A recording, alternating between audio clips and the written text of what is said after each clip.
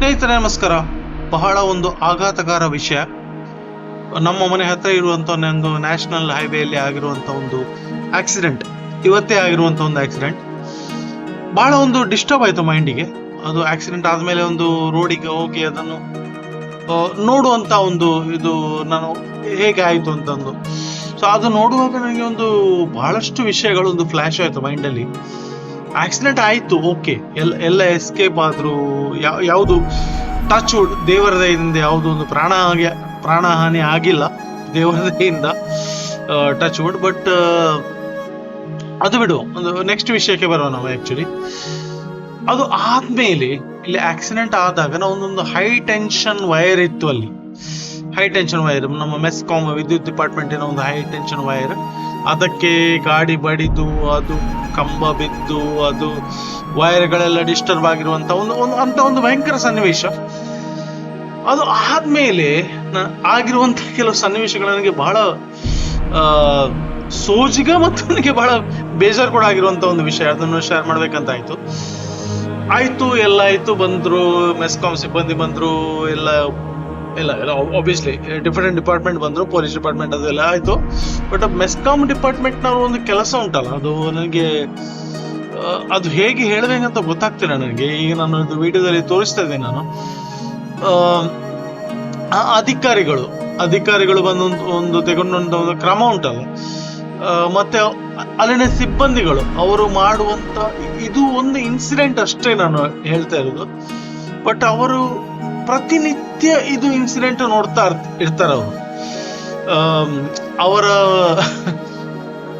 ನಿಜವಾಗ್ಲೂ ಹೇಳ್ತೇನೆ ನಾನು, ಅವರ ಜೀವದ ಆಸೆ ಬಿಟ್ಟು ಅವರು ಒಂದು ಹೈ ಟೆನ್ಷನ್ ಕಂಬಕ್ಕೆ ಹತ್ತಿ ಅದನ್ನು ನೇತಾಡ್ಕೊಂಡು ಅದೊಂದು ಕೆಲಸ ಮಾಡ್ತಾರೆ. ಅದು ನನಗೆ ಭಯಂಕರ ಒಂದು ಆಶ್ಚರ್ಯ ಆಯ್ತು. ಅದೊಂಥರ ಭಯಂಕರ ಟಚಿಂಗ್ ಆಯ್ತು.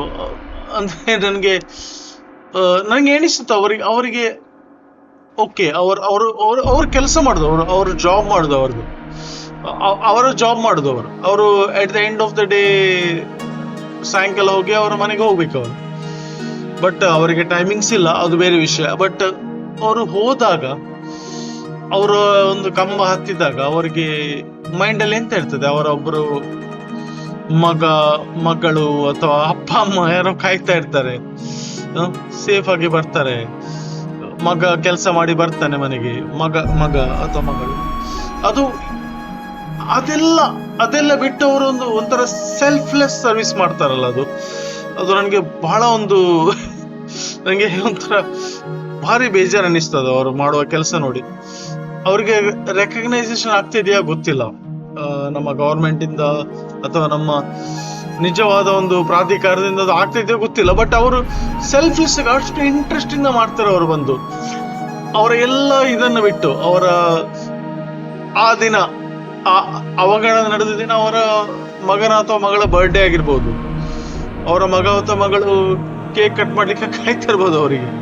ಬಟ್ ಅದೆಲ್ಲ ಬಿಟ್ಟು ಅವರು ಇದಕ್ಕೆ ಕಂಬ ಹತ್ತಿ ಪಬ್ಲಿಕ್ಗೋಸ್ಕರ ಕೆಲಸ ಮಾಡ್ತಾರೆ, ಸೆಲ್ಫ್ಲೆಸ್.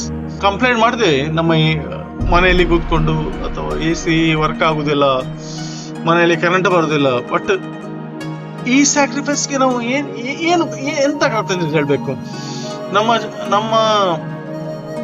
ನಮ್ಮ ಬಹುತೇಕ ಸಮಾಜದಲ್ಲಿ ಎಲ್ಲರೂ ಹೋಗಿ ಸ್ಟೇಜಲ್ಲಿ ಹೋಗಿ ಭಾಷಣ ಮಾಡುದು, ಅಥವಾ ಇದು ಯಾವುದೋ ಫಂಕ್ಷನ್ಗೆ ಹೋಗಿ ರಿಬ್ಬನ್ ಕಟ್ ಮಾಡಿ ಅದರಲ್ಲಿ ನಾವು ಬ್ಯುಸಿ ಆಗಿದ್ದೇವೆ, ನಮ್ಮ ಜನಪ್ರತಿನಿಧಿಗಳಾಗಿರ್ಬೋದು ಅಥವಾ ಯಾರು. ಬಟ್ ಇಂಥವ್ರ ಬಗ್ಗೆ ಯಾರು, ಅವರಿಗೊಂದು ಸಿಂಪಲ್ ಗೆಸ್ಚರ್, ಅವ್ರಿಗೆ ಇಂಥ ಒಂದು ಇನ್ಸಿಡೆಂಟ್ ಆಗುವಾಗ ಅವರಿಗೊಂದು ಹೋಗಿ ಒಂದು ಕಂಬ ಹತ್ತಿ ಅವರು ಅಷ್ಟೆಲ್ಲ ಕೆಲಸ ಮಾಡಿ ಒಂದು ಕೆಳಗಡೆ ಬರುವಾಗ ಅವರಿಗೊಂದು ಚಪ್ಪಾಳೆ, 4 ಜನ ಬಂದು ಅವರಿಗೊಂದು ಬರ್ಡೇ ಸೆಲೆಬ್ರೇಷನ್ ಮಾಡೋ ಕೇಕ್ ಕಟ್, ಅವರಿಗೆ ಹೋಗಿ ಒಂದು ಕೇಕ್ ಕಟ್ ಮಾಡಿ ಅವರಿಗೊಂದು ಸೆಲೆಬ್ರೇಷನ್ ಮಾಡಿದ್ರೆ ಅದಕ್ಕಿಂತ ದೊಡ್ಡ ಸೆಲೆಬ್ರೇಷನ್ ಯಾವುದಿದೆ? ಯಾಕಂದ್ರೆ ಅವರು ತುಂಬಾ ಸ್ಯಾಕ್ರಿಫೈಸ್ ಮಾಡ್ತಾ ಇದ್ದಾರೆ ಅವರು.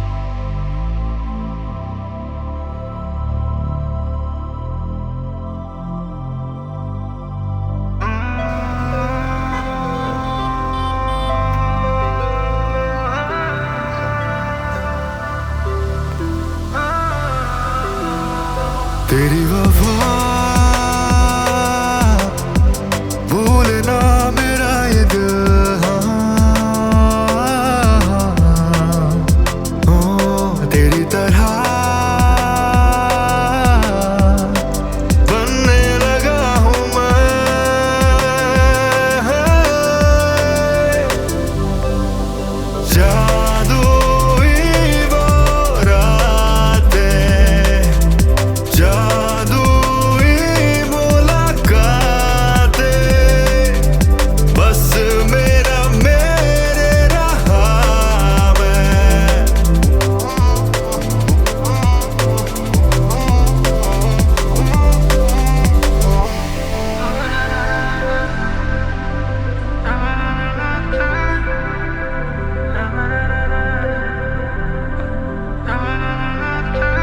बदला बदला सा लगता है वक्त मेरा,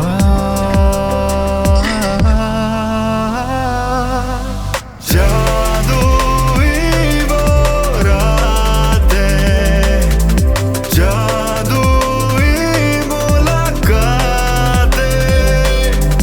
बस मेरा मेरे रहा मैं।